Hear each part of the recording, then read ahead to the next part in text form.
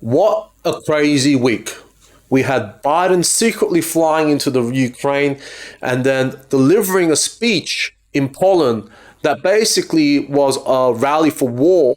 We also had Putin deliver a far longer speech, 2 hour speech, claiming it was the American and the West fault, as well as that announcing withdrawal from the anti-nuclear treaties. A lot of things happening this week in the space of 48, 72 hours has escalated so fast. And I want to show you a few articles about what UK has been saying, what Israel has been saying. Yeah, they might actually want to join in. And then I'm going to wrap it off with what China's stance on it. And it might be more concerning than you realize. By the way, this is a video I've actually done before, but the recording quality wasn't so good. So I want to do it again, and this one will be a little bit shorter. So let's bear with me. I'm going to show you about 3 or 4 snippets of Biden's speech, and then we'll get into it. Let's start. Appetites of the autocrat cannot be appeased. They must be opposed. Autocrats only understand one word: no.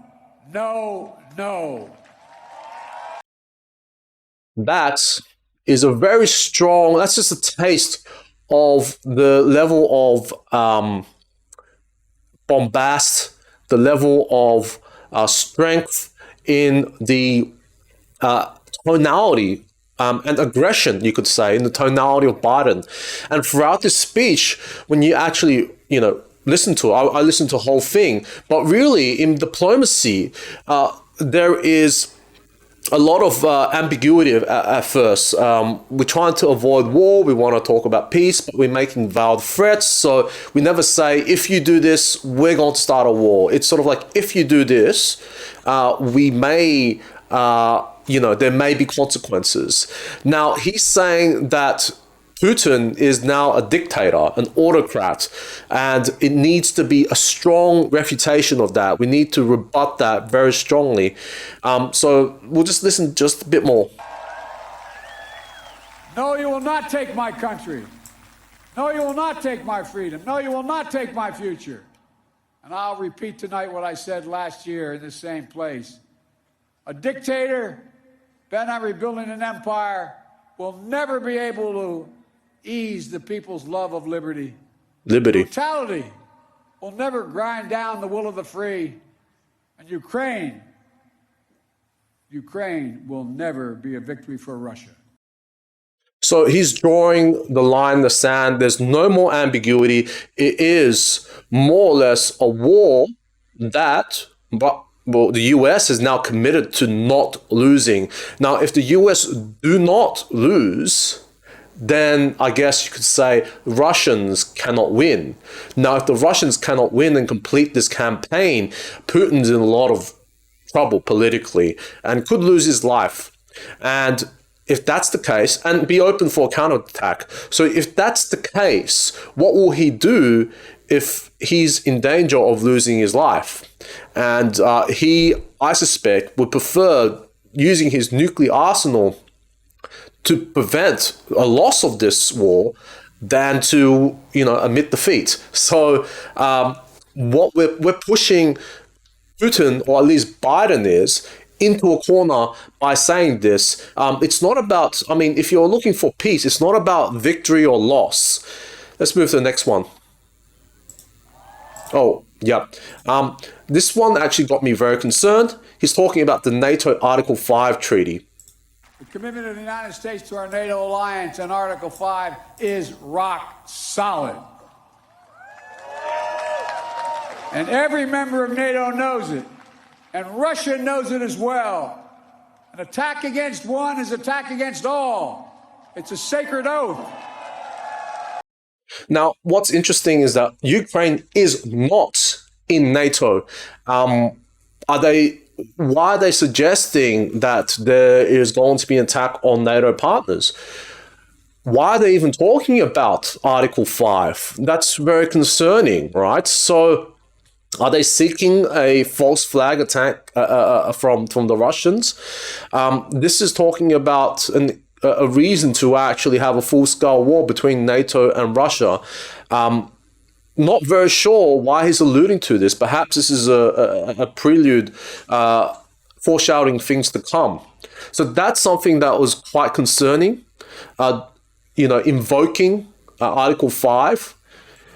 And finally, we're going to talk about NATO. Into this war, Putin no longer doubts the strength of our coalition, but he still doubts our conviction.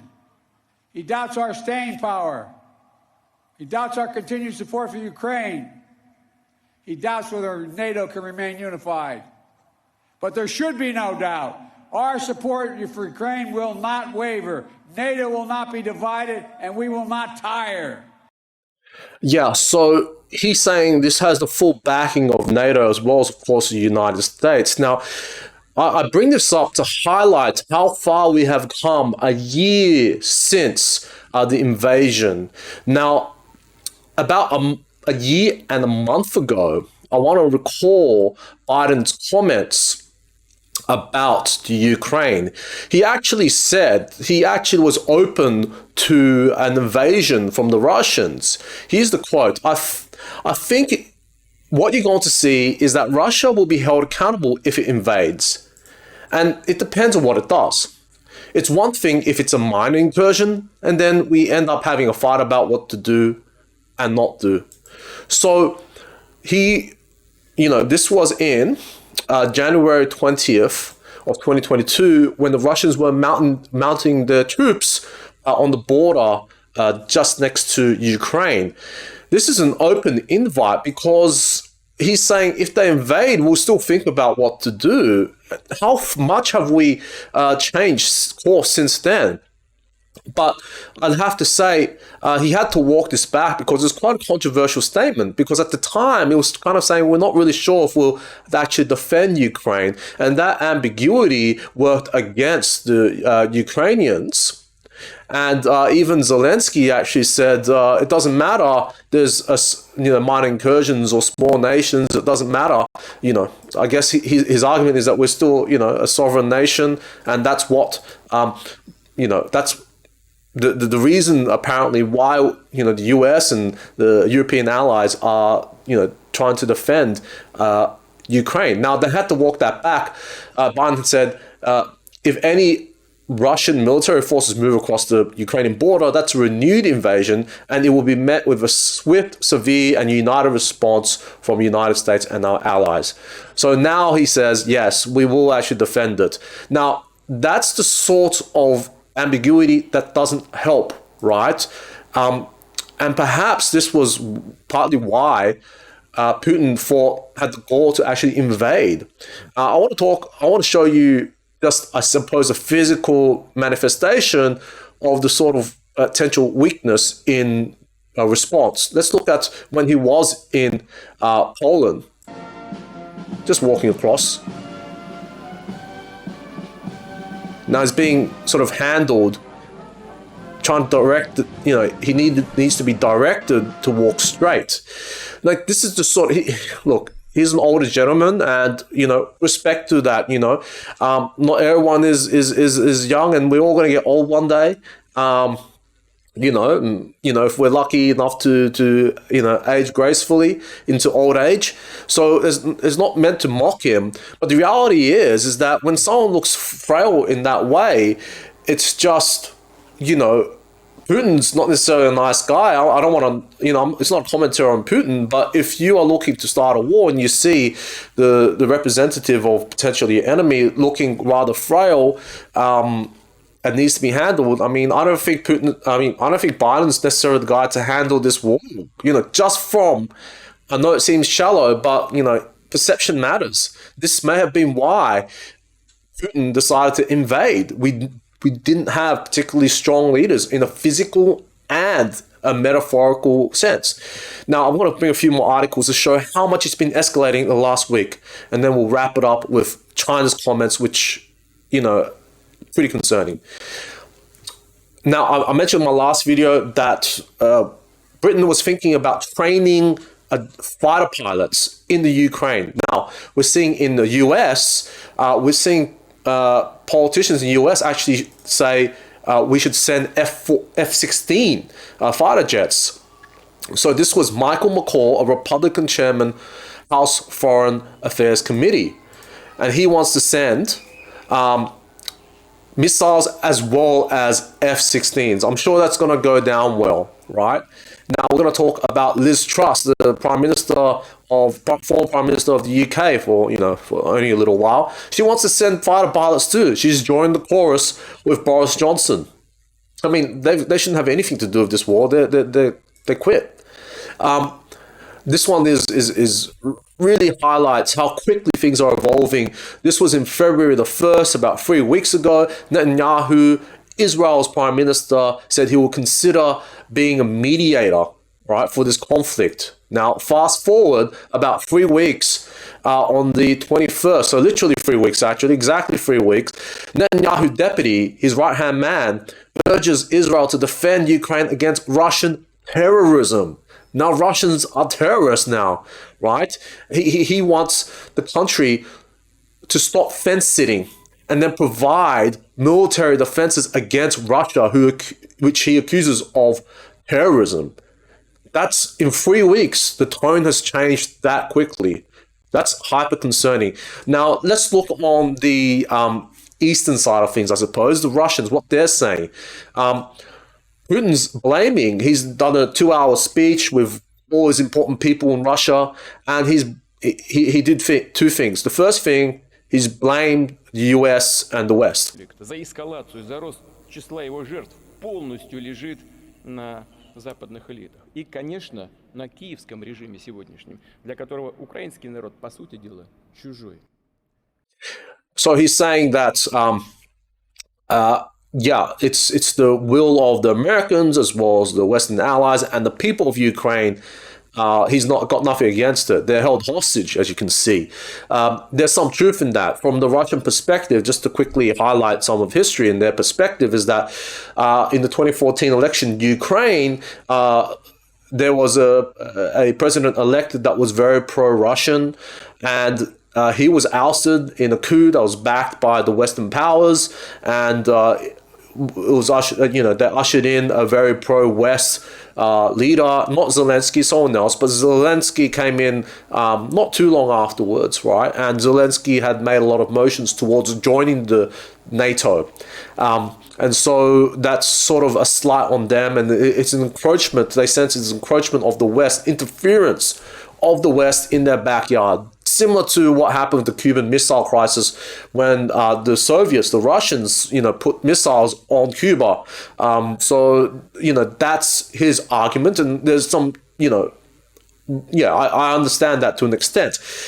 He also withdrew from the nuclear treaty. But yeah. Anyway, 2 hours. He withdrew from the nuclear treaty. I won't actually play the speech that the lines he said, but he withdrew from the anti-nuclear treaty. What that means is that potentially he's alluding to more nuclear war. And this is not good because it means he can have free reign to test missiles and build a bigger nuclear arsenal.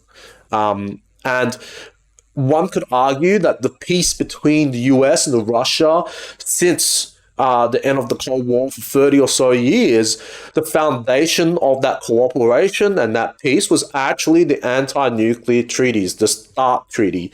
He's pulled away many things, many different treaties. This was the last one left. So, the house that was built in terms of cooperation between the US and Russia, I mean, only a few years ago, this was this type of war was no insight. There were far friendly relations, but that's been dismantled, and this is the last piece. This is the very foundation, and that's gone from this house too. So it means we're back to almost officially the Cold War again. This treaty was signaled the end of the Cold War and beginning of a new era in terms of cooperation with the US and Russia. That's torn apart, and now they're going to be building a nuclear arsenal. In fact, it couldn't be any more clearer. So that same day that Biden was making his trip, Russia was testing a nuclear-capable missile during his Ukraine trip, right? And I want to talk about how powerful, even though this test failed, but this technology actually is, and we should be concerned. So Moscow notified Washington of its Sarmat super heavy intercontinental ballistic missile test launched. Yes, and also the US notified Russia of Biden's surprise visit in advance. Now, this missile that they tested during the Biden's visit weighs more than 200 tons and is capable of delivering multiple warheads, nuclear warheads. Sarmat is among Russia's next generation missiles that Putin has called invincible. Now, we're laughing at it now because it failed. That test didn't work very well. But the design of it should scare you. Sarmat is designed to elude anti-missile defense systems with a short initial boost phase, giving enemy surveillance systems a narrow window to track it down. So it's got a bit of a turbo boost to beat our missile defense systems. It's 200 tons, multiple nuclear warheads.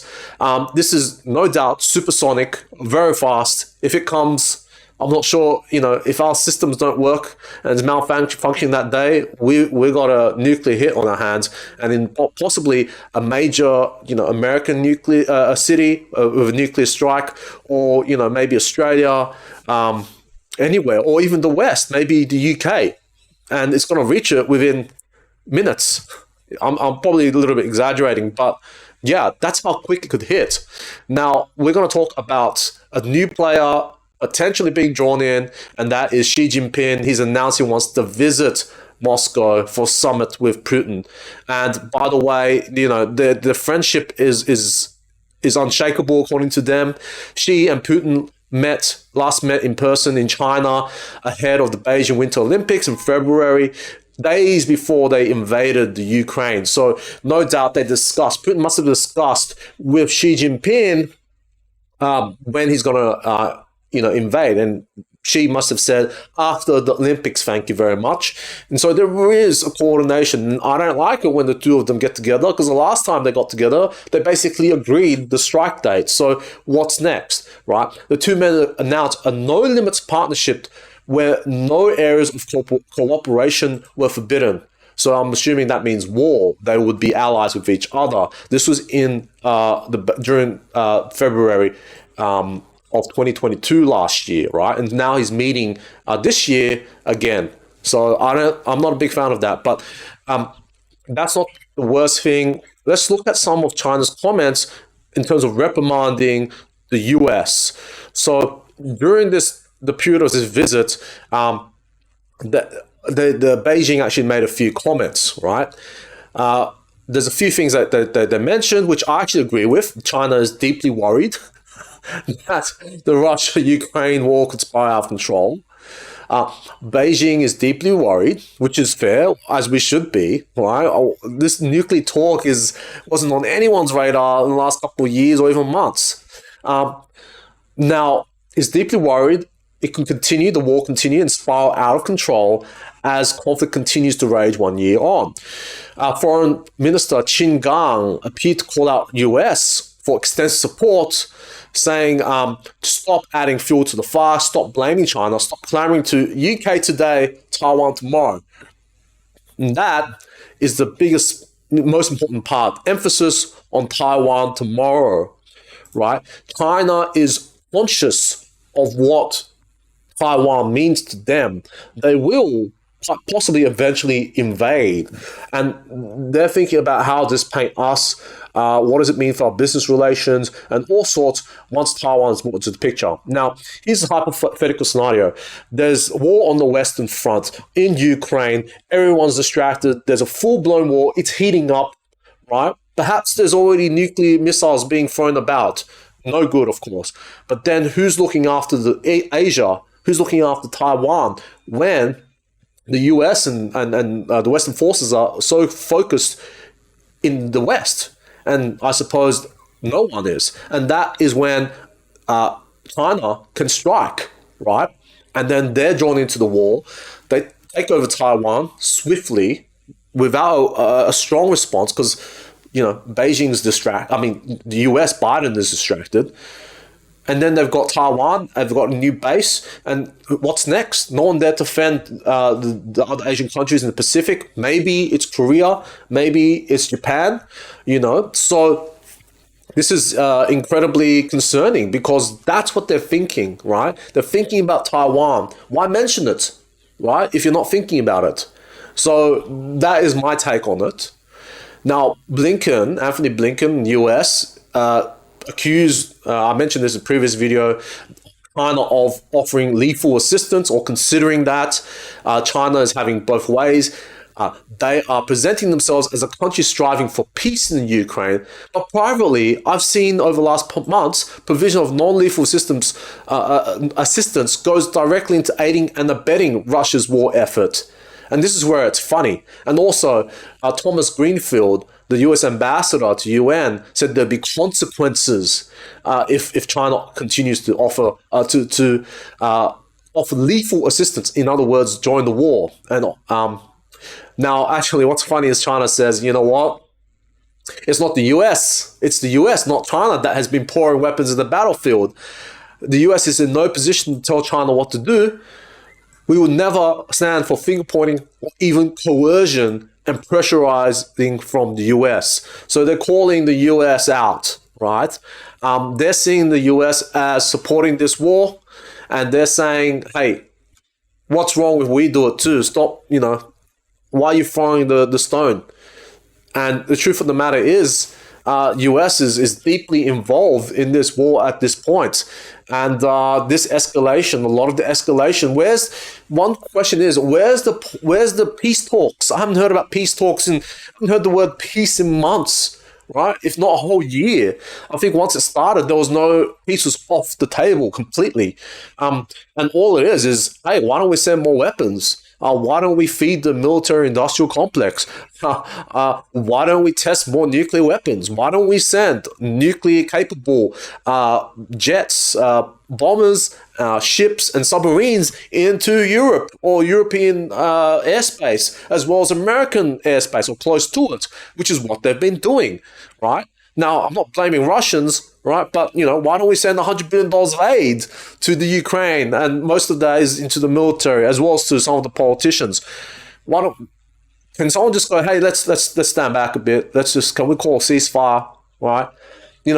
Anyway, the point is, you can see with, for example, Israel, you can see in the previous video I mentioned, South Africa joining the BRICS nations into naval exercises with nuclear capable navy. Everyone's trying to join in on the sides. Very concerning. Anyway, let me know what you think. Hopefully, am I overblown in terms of my concerns for this? Or is it truly spiraling out of control at breakneck speeds? Anyway, if you liked the video, please hit the like button and subscribe. It's a new channel, of course. I really appreciate your support, and I want to keep doing videos like this, as well as other videos about the economy and all sorts of things happening across the world. So if you like it, please help support the channel. Thanks really a lot. Thanks very much, and I'll see you in the next one. Cheers. Thanks. Bye.